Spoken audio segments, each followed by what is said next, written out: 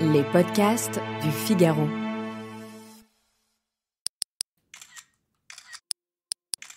Vous avez remarqué à quel point la qualité des photos prises sur des smartphones haut de gamme a grimpé en flèche.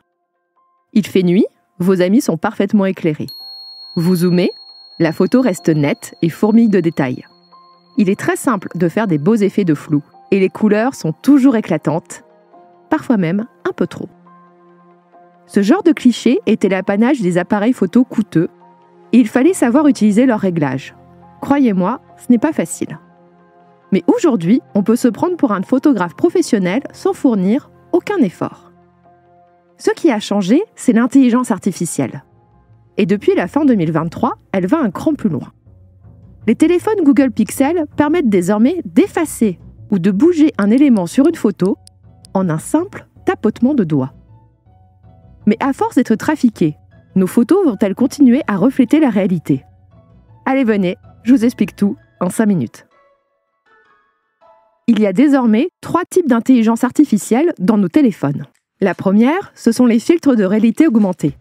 C'est le réseau social Snapchat qui a le premier popularisé cet usage avec les célèbres selfies à tête de chien. Depuis, toutes les applications photo proposent des filtres beauté qui unifient le teint, retirent les cernes, allongent vos cils, agrandissent vos yeux, affinent votre visage, bref, qui vous rendent plus séduisant que vous ne l'êtes. Et ça, c'est déjà une sacrée altération de la réalité. Poussé à l'extrême, cela donne le filtre bold glamour sur TikTok, qui vous rend effectivement canon, sauf que la personne à l'écran, ce n'est plus du tout vous. Le deuxième type d'IA, c'est ce que l'on appelle la photographie computationnelle. Avant, les fabricants de smartphones mettaient dans leurs appareils des capteurs photos chaque année plus perfectionnés, et ils s'en vantaient. Depuis 2017 environ, ils préfèrent combiner ces capteurs avec des algorithmes d'intelligence artificielle. Avec ce système, les photos que nous prenons sont automatiquement traitées et améliorées pour afficher des couleurs vibrantes, faire des portraits avec de jolis effets de flou en arrière-plan, ou compenser une lumière insuffisante, par exemple dans une salle de concert. Cela vous permet de prendre des photos de très haute qualité du chanteur de votre groupe favori, parce que l'IA va faire ses petits calculs pour recomposer l'image et compenser ce que le capteur n'a pas réussi à saisir. Bref, entre le moment où vous appuyez sur le bouton pour prendre une photo et son affichage sur l'écran, les algorithmes cravagent dur. Le troisième type d'IA, c'est la retouche photo automatisée. La gomme magique existe depuis peu sur Android. Allez, on retourne en concert. Le chanteur est sublime sur votre photo. Mais le cliché est gâché par la tête d'un spectateur au premier plan. Actionnez gomme magique, tapotez sur cette tête et hop, elle disparaît de la photo.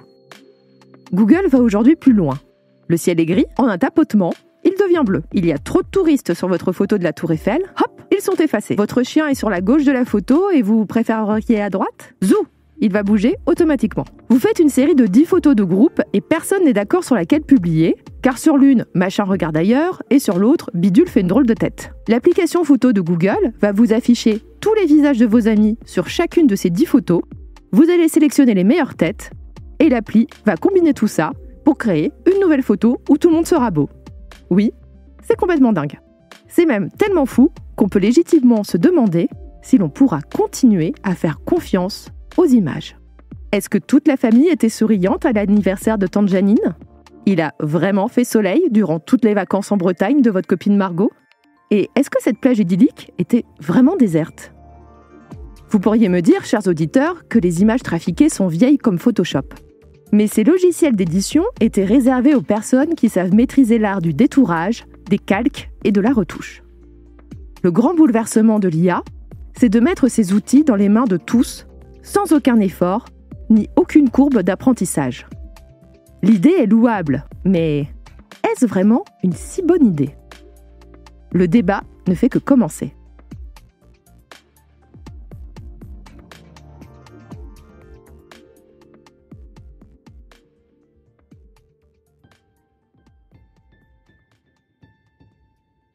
Merci d'avoir écouté Question Tech.